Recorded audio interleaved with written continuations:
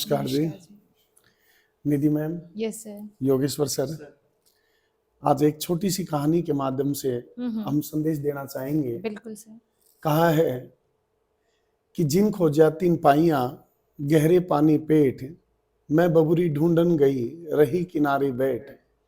किनारे बैठने वालों को मोती नहीं मिलते, जो संघर्षशील होते हैं, जो गहराई से अपने काम पर ध्यान देते हैं, जो पानी में जाकर गोता लगाते हैं, मोती उन्हीं को मिलते हैं। एक छोटी सी कहानी जो हम प्रेरित करती है। एक बार साधु संतों की एक टोली थी जो भगवान प्राप्ति के लिए संघर्ष कर रहे थे। उनमें से किसी एक संत ने कहा कि हमें पहाड़ों पर जाकर उपासना करनी चाहिए, तपस्या करनी चाहिए, जिससे कि भगवान की प्राप्ति हो।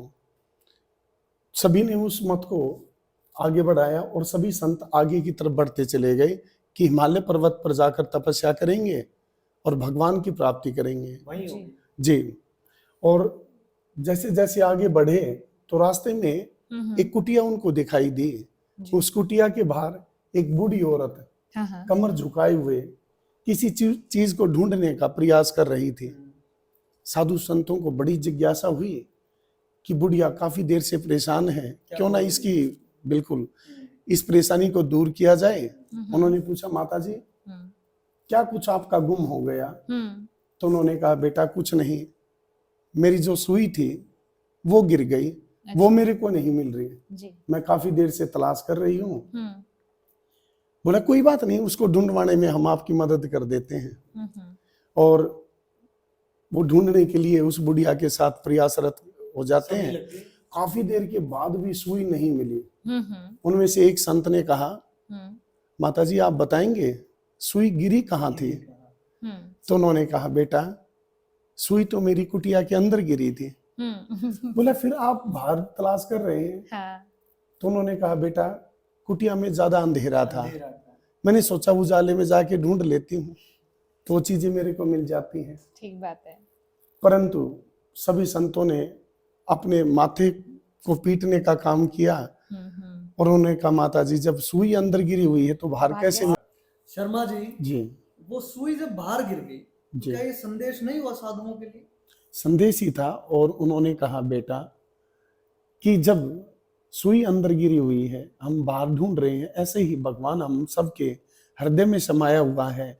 और उसको तलाश करने के लिए जब हम पर्वतों पर जाते हैं, बाहर वनों में भटकते हैं, तो क्यों ना अपने ही मन में मंथन करके भगवान का चिंतन करके भगवान की प्राप्ति की जाए। तो निधि मैम क्या कहना चाहेंगे आप?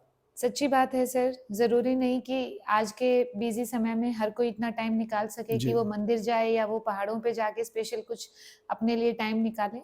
तो जो भी हमारा समय है, चाहे हम कुछ भी कर रहे हैं, अगर हम सच्चे दिल से और अच्छी इच्छा के साथ अगर हम अपने भगवान को याद करते हैं तो हमें किसी दर पे जाने की या कहीं घूमने की कोई जरूरत नहीं। कोई जरूरत नहीं। हाँ जी योगेश्वर जी। शर्मा सर, आत्म मंथन ही भगवत प्राप्ति का एकमात्र रास्ता है।